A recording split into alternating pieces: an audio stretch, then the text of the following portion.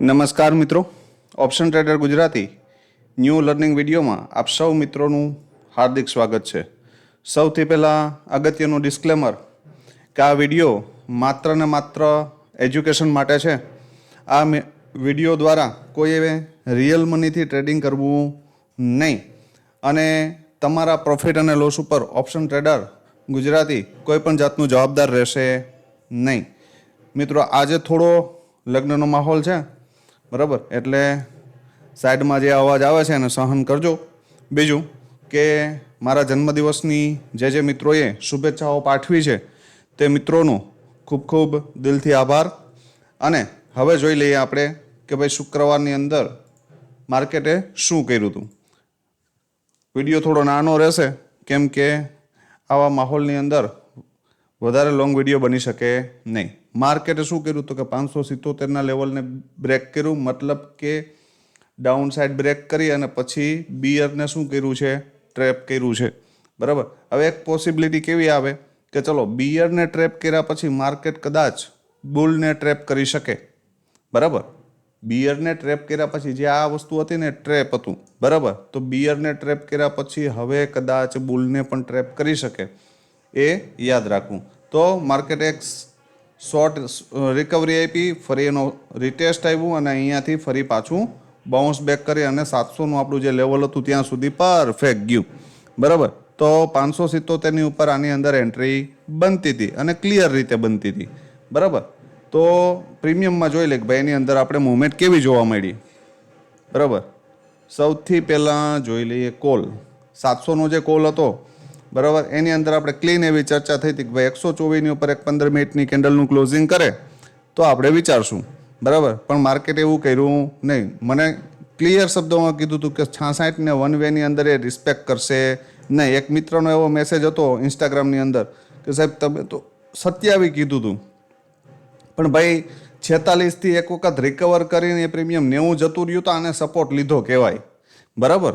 જે મિત્રોને ખ્યાલ ન પડતી હોય ને કે અહીંયાથી આવડું બાઉન્સ બેક કરાવી લીધું છે ને તો આને સપોર્ટ લીધો જ કહેવાય. તો પછી અહીંયાની રાહ જોવાય નહીં, કેમ કે આ એરિયામાં ફરી આવશે ને માર્કેટ તો અહીંયા જો સપોર્ટ લેતું દેખાય ને આ રીતના રેન્જ બનાવતું અને આવી કોઈ કેન્ડલ મળી જાય ને તો એન્ટ્રી કરી શકાય, બરાબર. આવું કેટલાય વિડીયોની અંદર સમજાવ્યું છે, પણ આપણે તો શું જોઈએ છે, અલાદીનનો ચિરાગ જોઈએ છે કે 27 એટલે 27 આવે તો જ અડાય, બાકી અડાય નહીં, બરાબર. તો હવે ભાઈ માર્કેટની અંદર અલાદીનનો ચિરાગ મળતો નથી, બરાબર. જે મિત્રો રેગ્યુલર વિડીયો જુએ છે અને લોજિક સાથે કામ કરે છે તે મિત્રોને ખ્યાલ હશે કે અહીંયાથી એન્ટ્રી બનતી હતી, બરાબર.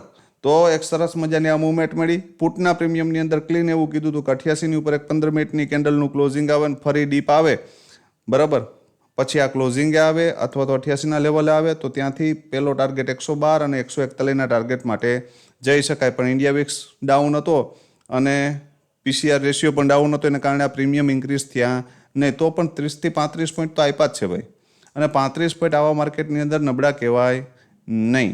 એના પછી એક્ઝેક્ટ 57ના લેવલ ઉપરથી એક સરસ મજાની એન્ટ્રી આપણે જોવા મળી. ક્યાં સુધી? 88 સુધી. તો આ પણ 20-25 પોઈન્ટ હતા. તો ઓલ ઓવર તમે જોઈએ ને તો એક સારામાં સારા સ્કેલ્પિંગ મૂવ આપણા લેવલ ઉપરથી હતા, પણ જો તમને લેતા આવડે તો, બરાબર, બાકી કશું થાય નહીં. હવે જોઈ લો આવતીકાલ માટે મહત્વની વસ્તુ. હવે જો ભાઈ મેં જેમ કીધું એમ કે આ જે થયું છે ને એ બિયરને ટ્રેપ કર્યા છે. હવે કદાચ બુલ ટ્રેપ જોવા મળી શકે, બરાબર. તો આવતીકાલે જો ગેપ અપ ઓપન થાય કયા એરિયામાં 25853ની આજુબાજુ, બરાબર, તો નાનો એવા પુલબેક સાથે જો ઉપર નીકળે ને તો 942 સુધી જઈ શકે. 900થી લઈને 940 છે ને આ સ્ટ્રોંગ રેઝિસ્ટન્સ છે, આ યાદ રાખજો, આ એરિયો, બરાબર. આ એરિયામાંથી જો સેલિંગ કેન્ડલ જોવા મળે અને આની નીચે 853ની નીચે એક શૂટિંગ સ્ટાર જેવી કેન્ડલ મળે ને તો પછી આપણે એને અહીંયા જોઈએ છે 25540 સુધી, અને એનાથી નીચે જાય તો 354. તો એક સરસ મજાની શાર્પ મૂવમેન્ટ જોવા મળી શકે, બરાબર. પણ આવું થાય તો, બરાબર, નહીતર પોસિબલ છે નહીં, બરાબર.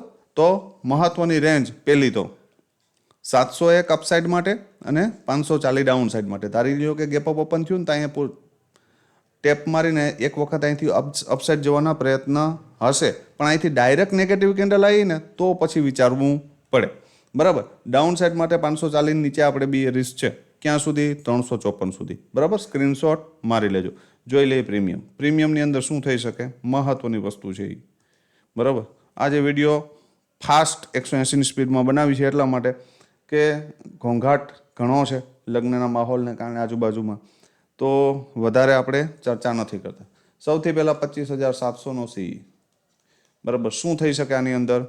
થવા માટે મહત્વની વસ્તુ, જો આ બ્રેકઆઉટ એરિયા ઉપર ને હાઈવે ઉપર પ્રીમિયમ છે, બરાબર, જો ભૂલમાં તમને 66ની આજુબાજુ મળી જાય, ક્યાં? 66ની નિયર બાય ક્યાંય, બરાબર, તો અહીંયાથી એન્ટ્રી બની શકે. અને જો આ ક્લોઝિંગ બીટ કરી દે ને, બરાબર, 90થી 96નું જે ઝોન છે આ બીટ કરી દે ને તો 124 અને 175 સુધી જઈ શકે. પણ મોર્નિંગમાં જો 175ની નિયર બાય ક્યાંય ઓપન થઈ જાય તો પછી ડાયરેક્ટ અહીંયા રિસ્કી થઈ જશે. અહીંથી આને બાય કરવો તો પછી એને નીચેના લેવલ ઉપર ટેપ મારવા દેજો, ત્યાં કોઈ પોઝિટિવ કેન્ડલ બને આ રીતે, બરાબર. ધારી લ્યો કે અહીંયાથી આમ નીચે આવ્યું, થોડુંક ઉપર ગયું, ફરી અહીં નીચે આવ્યું, બરાબર, તો અહીંયા કોઈ પોઝિટિવ કેન્ડલ બને ને તો પછી અહીંથી આ રીતે જઈ શકે, ઇટ્સ પોસિબલ, બરાબર. પણ અપસાઇડ માટે પછી અહીંયા આ સ્ટ્રોંગ રેઝિસ્ટન્સ સેલર એરિયા છે, 238 સુધી જઈ શકે, પણ સાચવીને જવું, બરાબર. પણ અહીંથી મળી જાય તો અહીંયા સુધી કન્ફર્મ મળી શકે ને એનાથી ઉપરનો 175નો ટાર્ગેટ, બરાબર. પણ ડીપ મળે તો જો 43ની આજુબાજુ મોર્નિંગમાં મળે, પોસિબિલિટી બહુ ઓછી છે પણ મળે કદાચ બાય ચાન્સ, અને 66 બ્રેક કરી દે ને તો 96 અને 124ના ટાર્ગેટ માટે જઈ શકાય, બરાબર. 43ની નીચે ડાયરેક્ટ નહીં, આપણે હપ્તે નહીં, ડાયરેક્ટ ભૂલી જશું, બરાબર. આ વાત થઈ કોલના પ્રીમિયમની.